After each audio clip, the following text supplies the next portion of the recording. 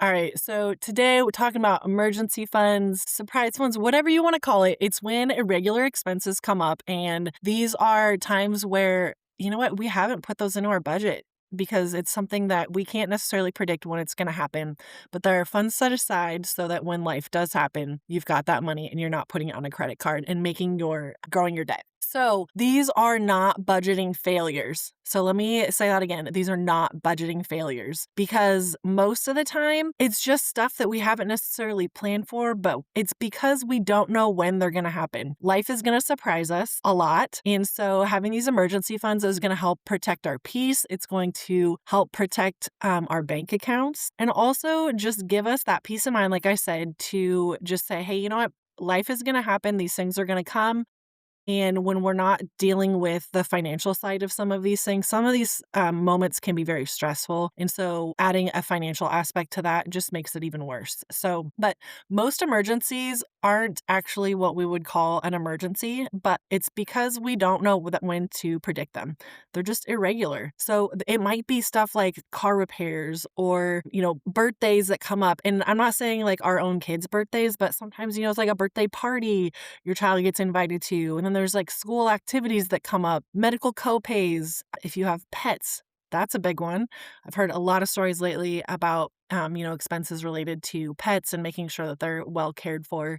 And then there's the holidays, back to school shopping, all of the things. And so some of those things are life just keeps going on and they come at us quickly. And so if it's something that happens every single year, let's reframe this and look at it as not an emergency, but an area that we can be intentional with adding to our budget so that we know when those things come up, we have that money. And so things like car repairs, if you have a car, and especially if it's related to helping you grow your income, then you want to make sure that you've got a solid emergency fund set up for car repairs. And then those medical copays, those types of things, we, got to take our kids to the doctor. We have to go to the doctor, that kind of stuff, and making sure that those copays are taken care of. If you have a pet, maybe you need a special emergency fund just for their expenses so that you don't have to make tough decisions in those moments when they need an emergency care, but you can say, hey, I have this money, let's do this. So if it's something that happens every single year, let's add that into your budget because our brains often struggle with planning for the future. This is an area where we can be intentional and we can give ourselves a gift because and so from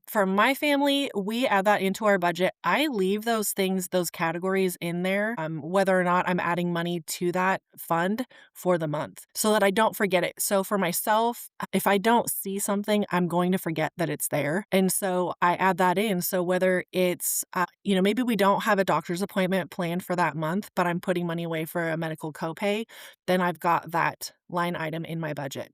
Otherwise, if I don't remember, hey, I do have that coming up this month, then if I don't see it, then I'm not going to remember to put some money towards that. So especially if you're like myself with the ADHD brain, we can struggle with these things that come up, these irregular expenses that come up like a personal failure. And these are absolutely not. It is just that our brains don't necessarily think that way. And we're not predicting those things. We are thinking about so many other things. And so this is an area where if we just put a couple of things in place, it's going to help us get peace in other areas of our life, but especially our finances, because we've put some effort towards that and put some cash towards it so that we're not putting those unexpected moments on credit cards. So I want you to remember the goal here is not perfection. It's just predicting that these things are going to happen. We just don't know when. So it's creating a cushion and some recovery time. So if some of those, we do have to get into that emergency fund,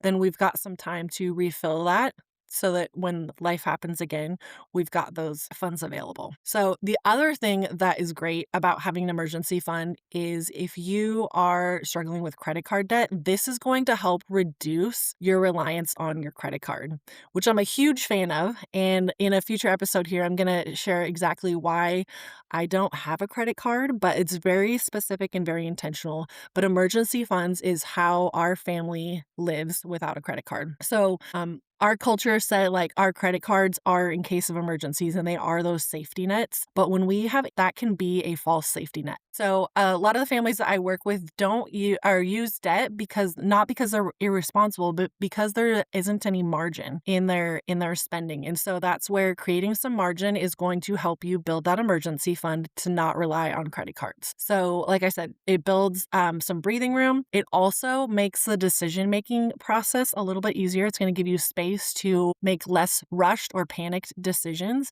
And it's also going to help reduce the emotional spending that we can get into when life hits us hard.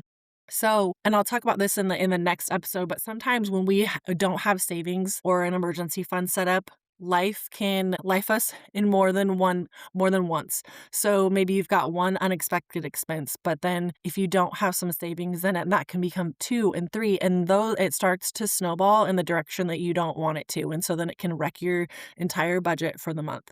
But when we have savings, we can those inconveniences, those when we have savings, then the things that happen when we need to dip into those emergency funds, they become an inconvenience rather than a crisis. So I like to say that we get to respond instead of react. And so that puts the power and the control back with us as the manager of the funds. And so that's a really great, strong place to be and a confident place to be. And that's one of the things that my clients rave about the most is they feel empowered when they have these funds available. So, and they're less likely to use them when you have them. It's kind of like an umbrella in the Pacific Northwest where I am. If you have an umbrella, you're probably not going to need it. But if you don't have an umbrella, you might want to have one. So that's what it is. It's an emergency fund. You hope you don't have to use it. But if you're raising kids, you have a home, a car, any of those types of things, you're going to have to use it at some point. So an emergency fund buys you time so that you can think instead of react. So it could be something small. So maybe you have $100 that you can put towards an emergency fund. Maybe it's $500.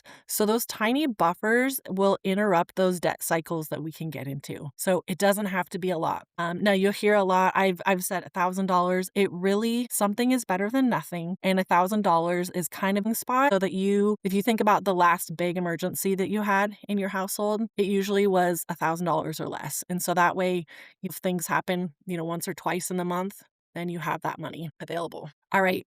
So let's get into some practical strategies, especially when we're managing money and ADHD symptoms. We want to keep it as simple as possible. One thing that our family does is we keep a separate savings account for this. And we, nickname it it's an emergency fund, life happens fund, surprises, protect our peace.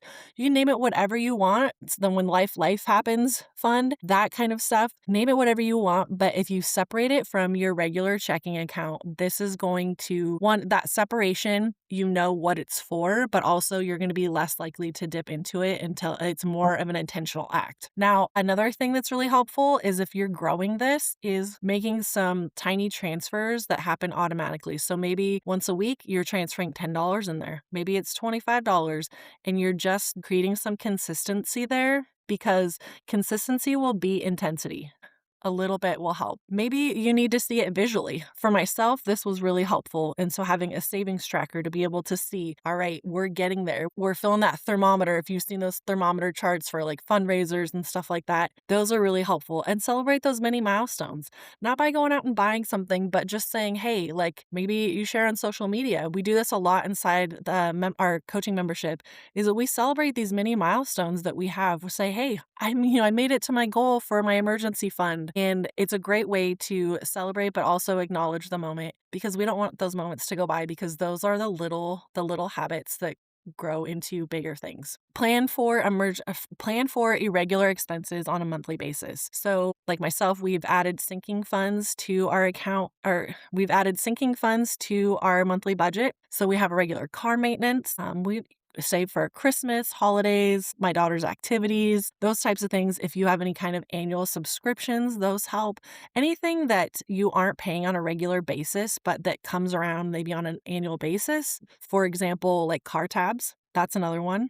Those types of things, as they pop up, if we forget about them, then they do become an emergency. But if we can add those to our budget on a monthly basis, that's going to help us in the long run. So remember, you do not have to have a perfect budget spreadsheet to become financially stable. These are some basic practical things that you can put into place to help give yourself some breathing room. Because honestly, half of adulting is just discovering another thing you apparently have to pay for every single year, right? I feel that. I feel that so much. So another thing I want to talk about before we close out today is how to stop shaming ourselves for being human. And what I mean by that is life happens. And so when we do have to dip into those emergency funds, it is not a failure. It is a moment to rejoice and celebrate the fact that you had those and didn't have to put it on a credit card. So most people will think like, hey, I just want to skip over this part, especially if you're trying to eliminate debt from your life. I want to skip over this part, but this is the step that's vitally important to the long-term outcome and the long-term success. Because if you don't have that, you're going to continue to add to the credit card debt, add to the interest, and it's just going and we don't want to add to that big credit card debt, right? So especially as parents, things are going to come up.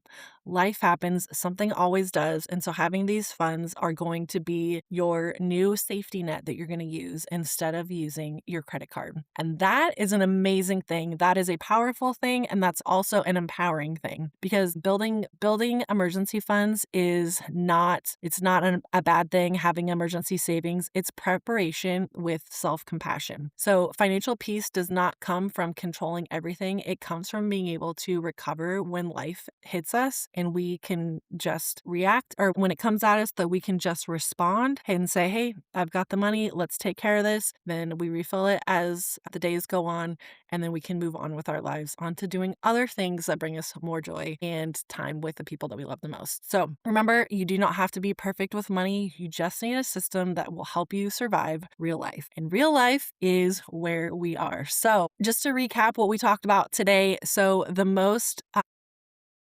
surprising expenses that I have noticed in the lives of my clients too are just normal life events. They're the time that we want to, that we normally would put them on credit cards, but because we're doing things a little bit differently and we're doing things that support our minds and our families better, we're going to use those emergency funds so that we reduce our reliance on credit cards. And those small saving buffers actually create the stability that we need for our families and our brains. And these ADHD-friendly systems will help prioritize simplicity and consistency. So the challenge for you today is to open up a separate savings account if you don't already have one, and have that money set aside so that when life happens, come up with a fun name for it.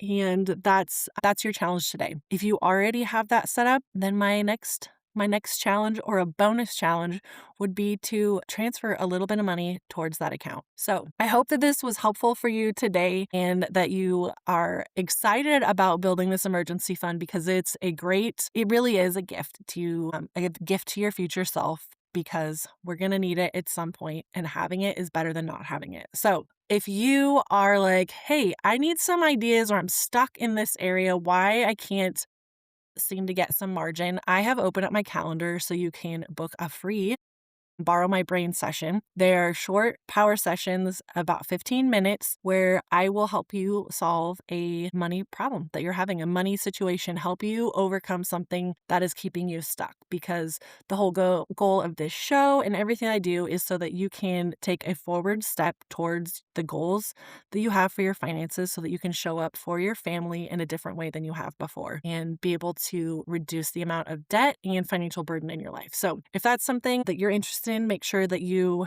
check out the show notes. I'll put a link in there so that you can book one of those sessions. And remember, having a surprise account won't stop life from happening, but it will stop every surprise from becoming debt. And you know what? We don't want that in our lives anymore. So thank you so much for listening, Debt Rebel. We'll see you in the next episode. Thank you for tuning in to the Debt Rebel show today. Ready to take your family budgeting to the next level? Stop that paycheck to paycheck grind and start living debt-free? Head over to my website, debtrebelpodcast.com. That's DEBTREBEL podcast.com to grab resources, tools, and tips to make it happen. And don't forget, subscribe, leave a review, and if you know another family that would love hearing today's episode, it would be such a gift for both of us, your friend and me, if you share this episode. And remember, your debt-free life starts with one brave step, and I'm cheering you on every step of the way. We'll talk soon, Debt Rebel.